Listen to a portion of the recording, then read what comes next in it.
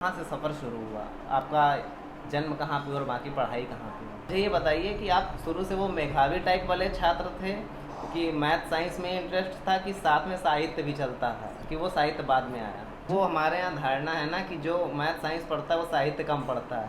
2014 में जब मैं सिंगापुर रहने आया, उस टाइम पर मुझे याद है मैंने आज तक पर ये ललन टॉप का प्रोग्राम देखा था जिसमें सत्या व्यास और निखिल सचान वगैरह बोल रहे थे। प्रेमचंद ने जो कहानियाँ लिखी हैं उनका भी मूल यही है, ठाकुर का कुआं को आप याद हाँ करें। हाँ। तो जाति प्रथा के बंधन को तोड़ने का और प्रेम का जो स्वरूप है उसको दर्शाने का शुरुआत, मतलब मेरा कहने का है कि आपने तो काफ़ी ऊंचे स्तर से शुरुआत की है। मर्चेंट नेवी बहुत ही अंग्रेजीदा माहौल है, तो वहाँ पर हमेशा हिंदी को बहुत डिमीन किया गया था।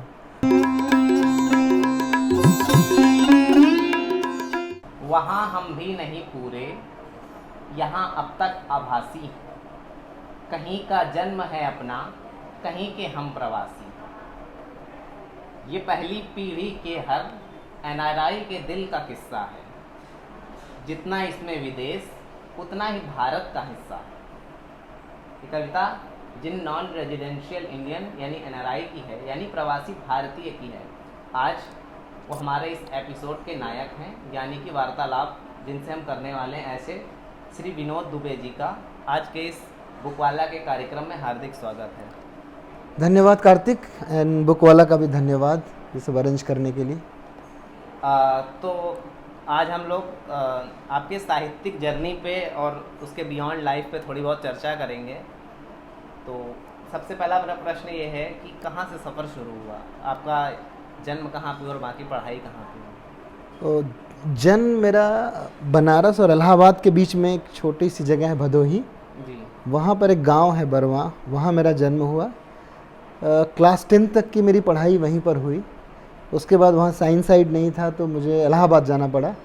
इलाहाबाद जेआईसी से मैंने 12th किया और उसके बाद उन दिनों मर्चेंट नेवी के लिए हम लोग आईआईटी जेई क्रैक करते थे और उसकी एक्सटेंडेड मेरिट लिस्ट में आते थे। तो टीएस चाणक्य एक मर्चेंट नेवी कॉलेज है बॉम्बे में, वहाँ से मैंने ट्रेनिंग की और उसके बाद जहाज़ पर मैं 2001 से 2014 तक रहा, तकरीबन 13 साल।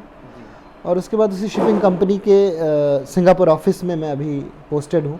पिछले 9 साल से मैं सिंगापुर में ही रह रहा हूँ फैमिली के साथ। तो ये कहानी थोड़ी फास्ट फॉरवर्ड हो गई। इसमें मुझे ये बताइए कि आप शुरू से वो मेधावी टाइप वाले छात्र थे कि मैथ साइंस में इंटरेस्ट था कि साथ में साहित्य भी चलता था कि वो साहित्य बाद में आया?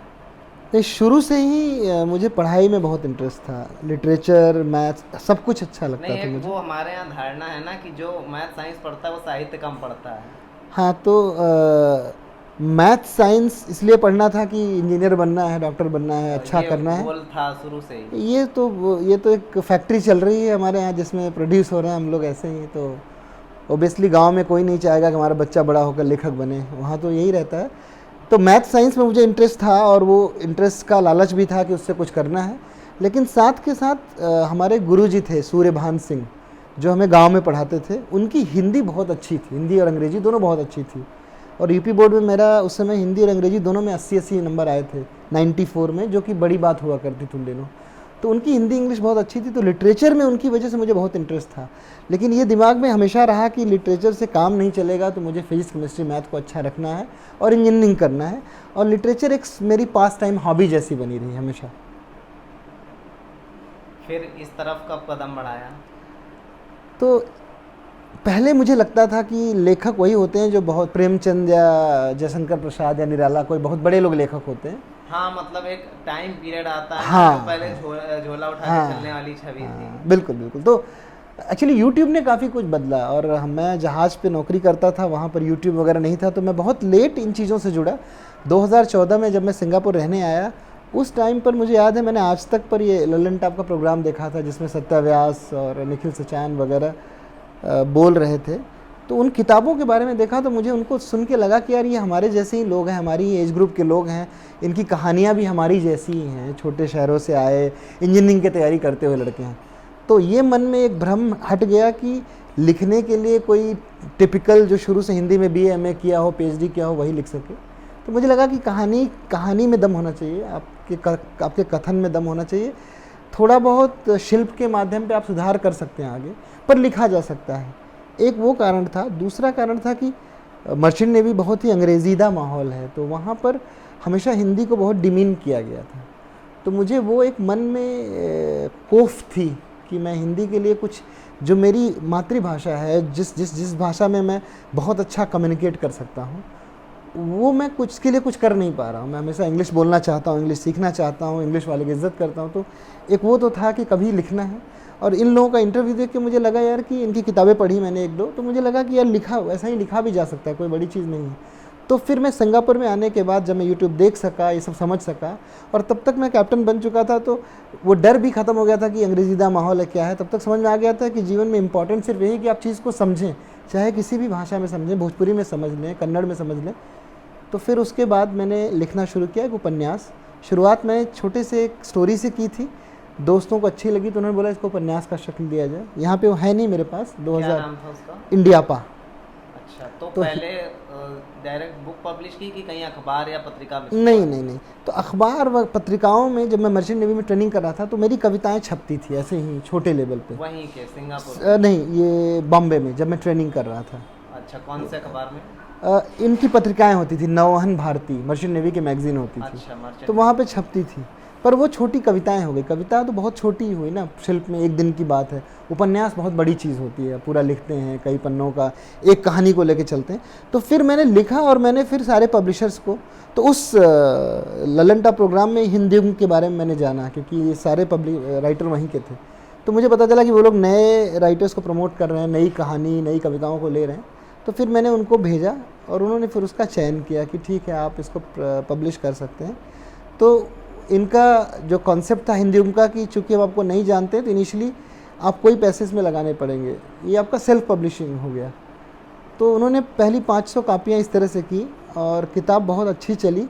तो फिर उन्होंने हिंदी ब्लू की जगह रेड कर दिया और ख़ुद से उसको पब्लिश करने लगे, और उसके बाद से वो सिलसिला हिंदी का चल रहा है अभी भी। इंडियापा वहाँ का तरीका है कि पहले रेड में, पहले ब्लू में, ब्लू इज सेल्फ पब्लिशिंग, क्योंकि ओबियसली वो कैसे, जिसको नहीं जानते हैं कैसे दाव लगाएंगे, इतने पैसे कहाँ से लगाएंगे। हाँ, तो मैं समझ सकता था, पैसे की दिक्कत नहीं थी क्योंकि मैं बाहर जॉब कर रहा था, वो मैं कर सकता था।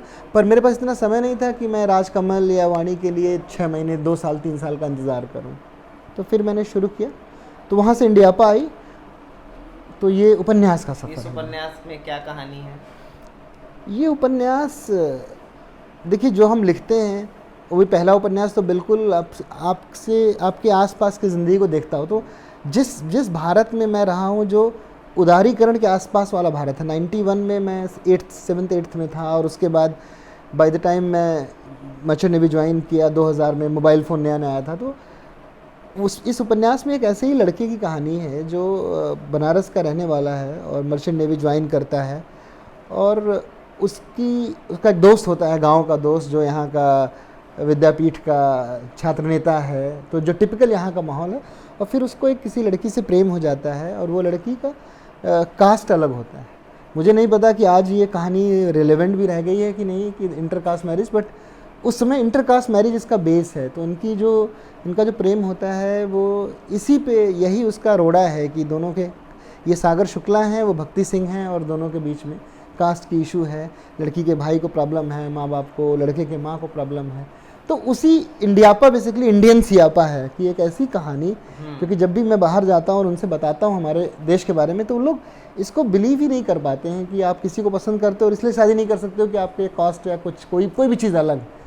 तो मैंने उसी कहानी को डालना चाहता कि बिना किसी को जज किए कि ये सही है गलत है, मैं उस पूरे लब्बो लोगो आपको उसको दिखाना चाह रहा था मैं, कि कैसा माहौल होता है, कैसे लोग सोचते हैं, या लड़के की माँ भी जो लॉजिक देती है अपने इस कास्ट के, उसके पीछे क्या है। तो उस पूरी चीज़ को मैंने उसमें लिखने की कोशिश की थी। आप मुझे बता रहे हैं और आप मतलब ऐसा बोल रहे हैं कि मैं एकदम नवीनतम लेखक हूँ, लेकिन मुझे आपका वो फरमा याद आ रहा है कि प्रेमचंद ने जो कहानियाँ लिखी हैं उनका भी मूल यही है, ठाकुर का कुआं को आप याद करें। हाँ। तो जाति प्रथा के बंधन को तोड़ने का और प्रेम का जो स्वरूप है उसको दर्शाने का शुरुआत, मतलब मेरा कहने का है कि आपने तो काफ़ी ऊंचे स्तर से शुरुआत की है और बिल्कुल बिल्कुल बदलने का प्रयास किया बिल्कुल। है। हाँ नहीं, मुझे लगता है कि जिस तरह से चीज़ें बदल रही हैं शायद अब ये रेलेवेंट ना रहे और इंटरकास्ट एक नॉर्मल चीज़ हो जाए, बट हमारे समय में थी, अभी भी शायद है ही है कुछ हद तक। तो इसलिए मेरी कोशिश थी कि इस मुद्दे को उठाया जाए कहानी के ज़रिए। जी। फिर जी इसके बाद आगे फिर जर्नी कहाँ पे आती है, अगला इसके बाद क्या आता है? तो फिर इसी के बाद आई थिंक उपन्यास आने के बाद उपन्यास का जो खुमार था वो धीरे धीरे ख़त्म हुआ, उपन्यास अपना रास्ता लेके आगे बढ़ गई। और फिर उसी दौरान कोरोना काल आया 2020-2021 में। इंडियापा किस साल पब्लिश हुई? 2018 में। अच्छा। हाँ, तो उसके बाद मैं कुछ लिखता रहा था पर बहुत सिस्टमेटिक नहीं हो पा रहा था। तो कोरोना आया और कोरोना के दौरान मुझे इंडिया आए थे कि वहीं पे? नहीं, मैं सिंगापुर में था। तो थोड़ा तो वक्त मिला, आप घर पे रहते हो, तो उसी समय मेरी पत्नी की सलाह थी कि आप कविताएं इतनी अच्छी लिखते हैं तो उसको थोड़ा रेगुलर कर दें ताकि काफ़ी कविताएं लिख पाएँ आप। अदरवाइज़ काम के बोझ में हम लोग कई बार अच्छे मूड या अच्छे एटमॉस्फेयर की तलाश में कई साल आप लेज़ी हो जाते हैं, आप नहीं लिखते हैं। तो वहाँ पे मुझे लगा कि यार पूरे हफ्ते जो कुछ मेरे मन में चलता है, अब जैसे मेरे मन में क्या चल सकता है, मैं एक गांव से आता हूँ तो वो गांव मेरे अंदर रहेगा हमेशा, हर चीज़ में मैं तुलना करूँगा। फिर मैं मर्चेंट नेवी में रहा हूँ तो मैंने बहुत तरह तरह के लोगों को, पानी को, अकेलेपन को देखा है, तो वो चीज़ हमेशा रहती है। फिर मैं सिंगापुर में पिछले 9 साल से रहा हूँ, तो वो जो प्रवासी NRI का जीवन है, जो अपने बच्चों को बदलते हुए देखता है, जो उसका मोह है घर से, वो चीज़ है हमेशा। तो ये 2 गांव, मर्चेंट नेवी और प्रवास, ये 3 चीज़ें हमेशा मेरे अनुभव के साथ जुड़ी रहेंगी, वो कोई ऐसे ही मुझसे नहीं ले सकता है। तो और फिर मैं कॉर्पोरेट जॉब में आ गया, तो कॉर्पोरेट नौकरियों का जो टेंट्रम है, जो तकलीफ़ें हैं, तो ये सब मेरे दिमाग में जो चलती रहती थी, मुझे लगा क्यों नहीं इसको कविताओं की शक्ल दी जाए, शब्दों की उस पर बांधा जाए। तो फिर मैंने एक चैनल खोला यूट्यूब पर, वीकेंड वाली कविता, और मैंने सोचा चूँकि मैं टारगेट रखूँगा तो मैं कोशिश करूँगा कि मैं लिखूँ कुछ। और फिर मैंने सोचा अगर मैं नहीं लिख पाया तो मैं केदारनाथ सिंह, जयशंकर प्रसाद, किसी की कविता ही पढ़ के रिकॉर्ड करके डाल दूँगा। पर धीरे धीरे ये हुआ कि पुरानी ही इतनी कविताएं पड़ी हुई थी मेरे पास, उन्हीं को रिकॉर्ड कर किया, और जिस तरह से लोगों ने पसंद किया उस चैनल को, मुझे लगा यार ये तो बहुत अच्छी चीज़ है। और फिर मैंने एक रूटीन बनाया कि पूरे हफ्ते वो जो कीटाणु हैं कविता के, जो कुलबुला रहे हैं, उनको निचोड़ के, उस पराग को मल के तैयार किया जाए। रोज़ शाम को ऑफिस से लौटते वक्त 4 लाइनें ऐड कर दी जाएँ, एक सेशन हो जाए। ऐसे करते करते बाय द टाइम फ्राइडे आता है एक अच्छी खासी कविता तैयार हो जाती है, जो मुझे उस हफ्ते की, जैसे शिवरात्रि चल रही तो हम शंकर के ध्यान में हैं, रक्षाबंधन है तो भाई बहन पे, पर रक्षाबंधन के दिन नहीं लिखी जाती, वो उस पूरे माहौल में लिखी जाती है। रामनवमी आने वाली तो राम के बारे में ही चारों तरफ रामलीला, मेला, दशहरा की बातें हो रही, तो लिखता हूँ और फिर मैं सैटरडे को सुबह यूट्यूब पर उसको डाल देता हूँ। तो ये वीकेंड वाली कविताएँ मेरी इसी तरह से चलती रही। तो 2021 में पूरी जो साल भर की 52 कविताएं थी, उसे ये वीकेंड वाली कविता की शक्ल फ्लाई डीम पब्लिकेशन ने दी, क्योंकि वो कविता छापना चाहते थे। दोस्तों, सर का चैनल आप लोग फॉलो कर सकते हैं ताकि इनके बारे में और अधिक जानकारी आपको मिल सके। और फिर वो सिलसिला मुझे इतना अच्छा लगा कि उसमें सृजनशीलता बनी रही। हो सकता है कि सारी कविताओं की क्वालिटी बहुत अच्छी ना हो, मुझे नहीं पता, लेकिन ये ज़रूर बना रहा कि हर बार मैं अपने को पुश करता रहा कि मैं सृजनशील रहूं, मैं पढ़ता रहूं, लिखता रहूं। और फिर 2022 में ये जो कविता किताब आपके हाथ में है, जहाजी, ये अभी अभी आई है जी। 2022 की 52 कविताएं इस किताब में हैं। तो जैसा आपने बताया कि आसपास की चीज़ों को लेखक बुनता है, अगर हम बात करें कि आपका क्या विज़न है कि इसी को लिखते रहना जो आसपास होता जा रहा है, कि कुछ और भी विज़न है, कुछ विशेष मुद्दों पे भी लिखना है? मैं सच कहूँ तो अभी मैं मुद्दों से हटा हुआ इंसान हूँ, क्योंकि हम लोग अपनी नौकरियों में इतने व्यस्त हैं कि हमारे पास इतना समय नहीं है कि हम उसको, देखिए कोई भी सेंसिटिव, आप माँ को प्रेम करते हैं, माँ के लिए लिखना कोई बहुत बड़ी बात नहीं है, उसमें कोई बहुत सेंसिटिव नहीं है कि कोई सवाल, सब उतर आते हैं, कोई उसमें बहस नहीं छिड़ जाती है कि आपने ऐसे कैसे लिखा है।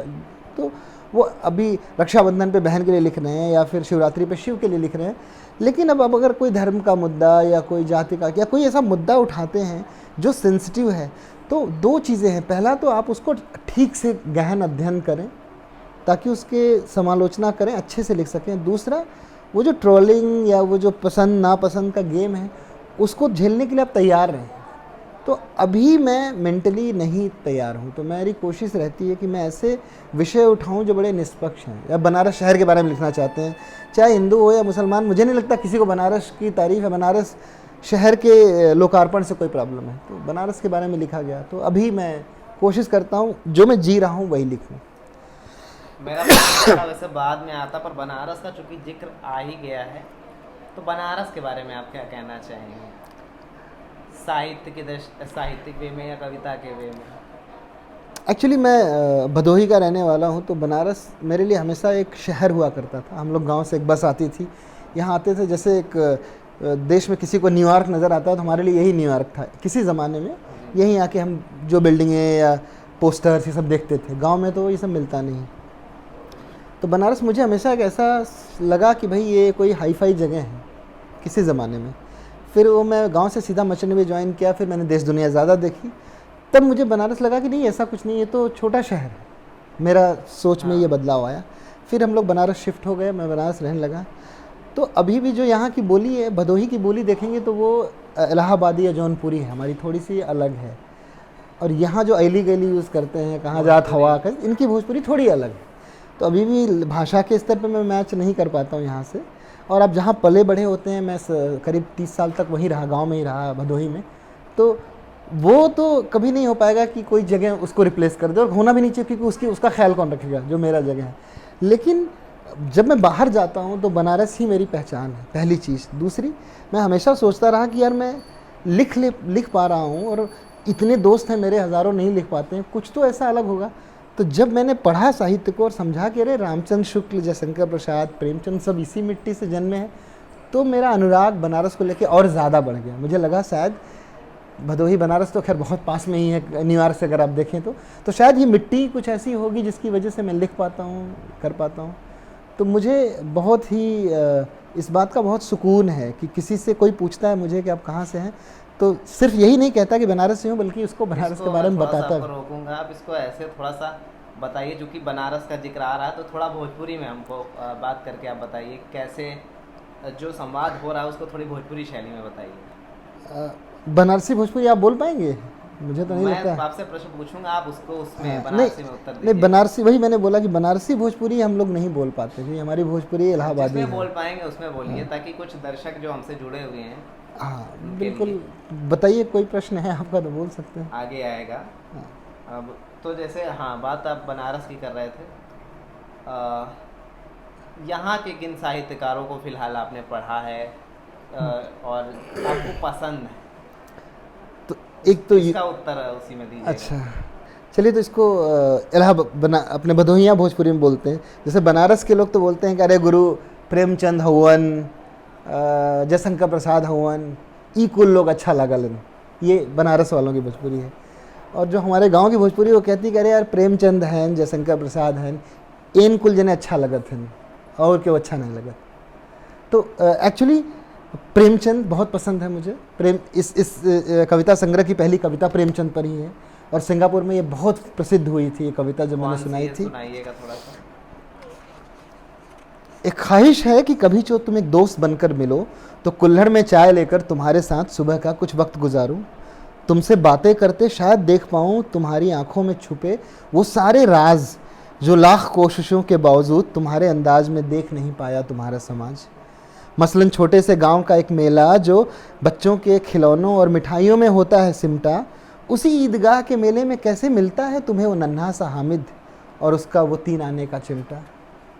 एक घूसखोर नौकरशाहों की समाज में, जहां हमें अंदाज़ा भी नहीं कि कोई ईमानदार अफसर भी कहीं होगा, कैसे मिलता है तुम्हें वो बंसीधर और सेठ अलोपी दीन के पैसों के सामने चट्टान सा खड़ा तुम्हारा वो नमक का दरोगा। एक समाज जहां बदले की भावना का फैशन हो, लोग बेधड़क रच लेते हों जैसे को तैसे का षड्यंत्र, कैसे दिखता है तुम्हें वो बूढ़ा बेसहारा भगत अपने इकलौते बेटे के हत्यारे में फूंकता जीवन का मंत्र। एक समाज जहाँ माँ बच्चे को उंगली पकड़कर सिखाती हो कैसे है चलना, कैसे है संभलना, कैसे दिखती है तुम्ही वो बूढ़ी काकी और उसका बचे खुचे खाने में पूड़ी और जलेबी तलाशना। तो ऐसी कविताएं, बहुत अच्छी कविता है आपकी। हाँ, तो ये मतलब अभी और भी लंबी कविता है। मैं यही कहना चाह रहा था कि प्रेमचंद बहुत ज़मीन से जुड़े लगे। फिर शिल्प के लिए मुझे जयशंकर प्रसाद बहुत अच्छे लगे। उनकी कामायनी पढ़ेंगे आप, नील घन सेवक से सुकुमार, सुधा भरने को विधु के पास, हम लोगों का भी उसका हिस्सा है। तो शिल्प के माध्यम से मुझे बहुत अच्छे लगे वो। तो इनको पढ़ा।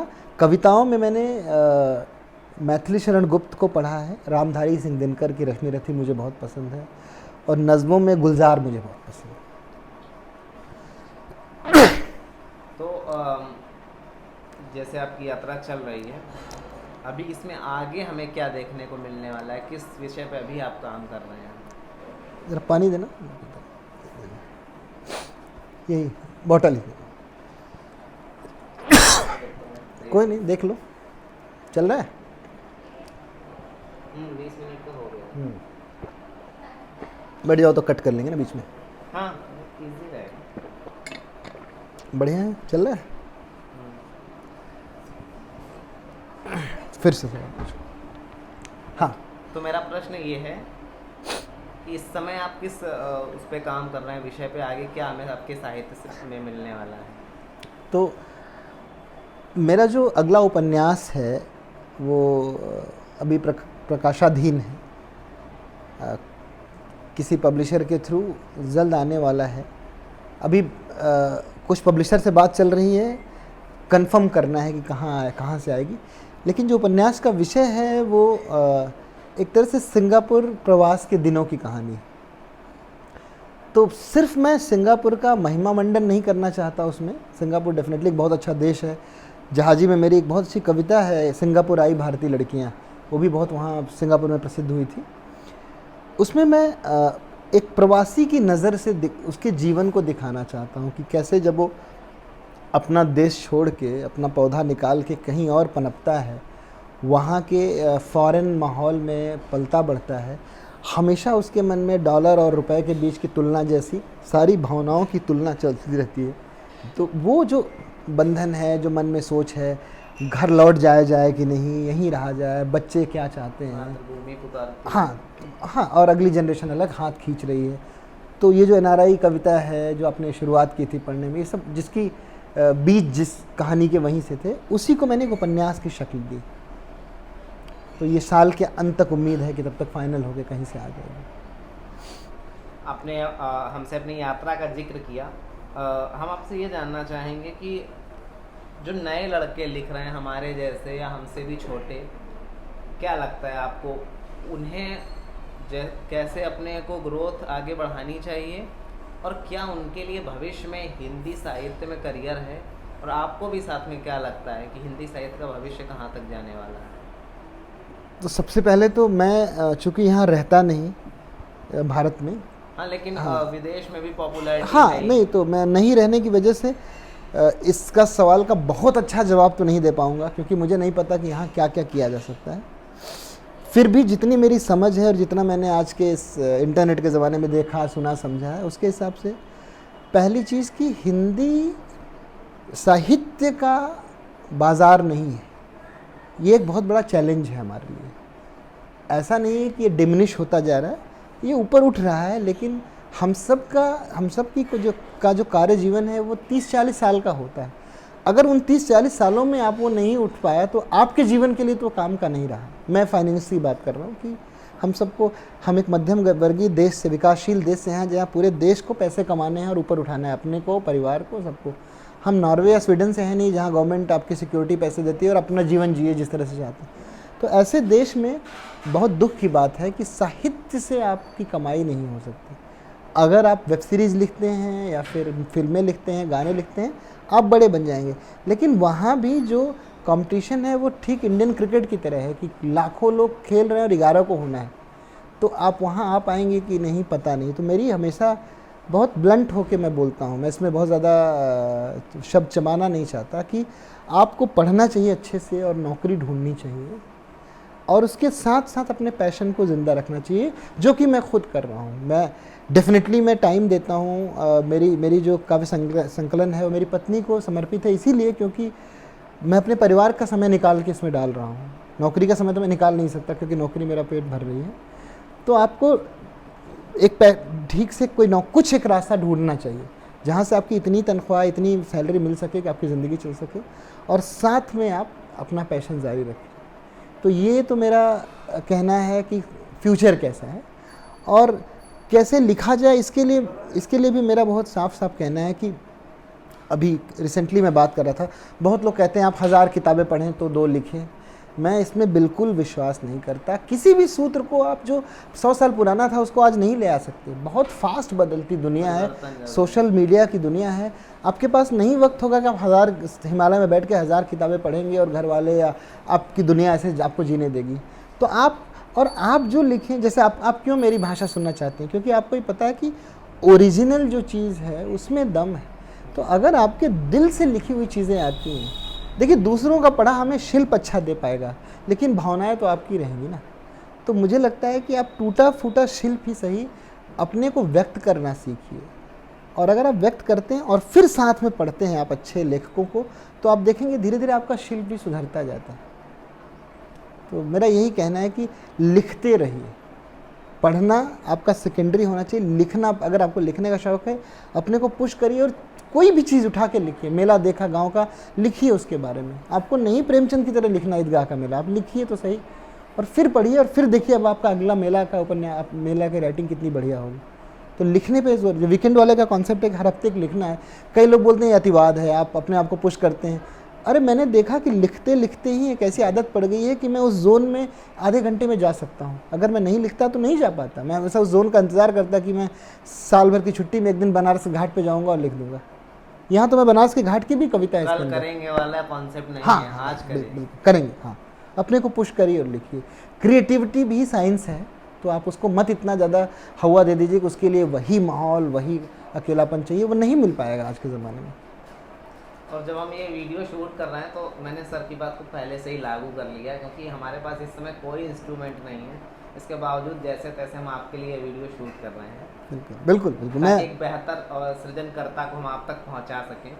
मैं अप्रिशिएट करता हूँ। देखो मुझे सुबह जाना था काल भैरव दर्शन करने, और थोड़ी देर में पैकिंग शुरू करके मेरी फ़्लाइट है, पर फिर भी मैं चाहता था तुम आओ, इसके बारे में बातें हो, ये 2 घंटे 1 घंटे ही सही। तो यही दुनिया है, इसके लिए कोई स्पेशल दुनिया हम बना नहीं पाएंगे कि अलग से बैठेंगे, एक रूम होगा जहाँ ये लगेगा, इसी में चला।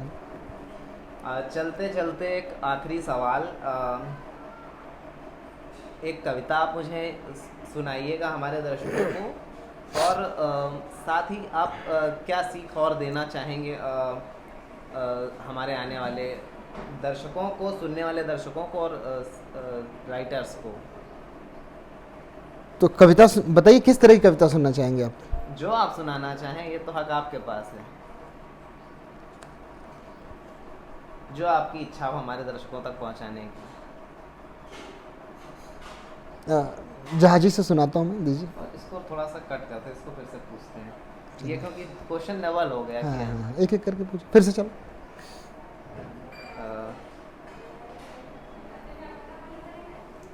तो चलते हुए आखिरी क्वेश्चन हम आपके तो चलते हुए इस एपिसोड का अंत हम आपके एक कविता से करना चाहेंगे, जो कविता आप हमारे दर्शकों तक पहुंचाना चाहते हैं।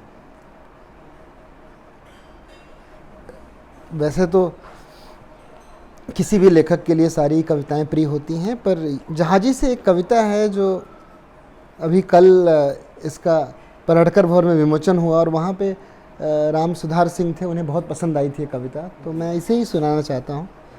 एक कविता है मेरी बिटिया रानी। मेरे घर लौटने पर जब तुम दौड़कर मेरे गले लग जाती हो, छलक उठता है मेरे नेह का दिया। याद आती हैं वो सारी लड़कियां जो इसी उम्मीद में निहारती थी अपने पिता को, और कटकरेज पिता मुंह फेर लिया करते थे। तुम्हें अखबार लगाते लगता है मैं उन सब पर नेह लुटा रहा हूँ। तुम्हें अपने हाथों से दुलराते मामा बुआ मौसी का कौर खिलाते। याद आती हैं वो सारी लड़कियां जो भाई को पूरा आम मिलते देखती और ख़ुद को आम का एक टुकड़ा मिलने पर सारा रोष भीतर पी जाती। तुम्हें पेट भर खिलाते लगता है मैं उन सबको उनका हिस्सा खिला रहा हूँ। तुम्हारे नखरे ज़बरदस्तियाँ सहते मैं जानता हूँ कि मैं पक्षपात कर रहा हूँ, पर मुझे याद आती हैं वे सारी बहनें, बेटियाँ, बहुएँ जिन्होंने बिना कोई नखरा किए चुपचाप सहकर जीवन गुजार लिया।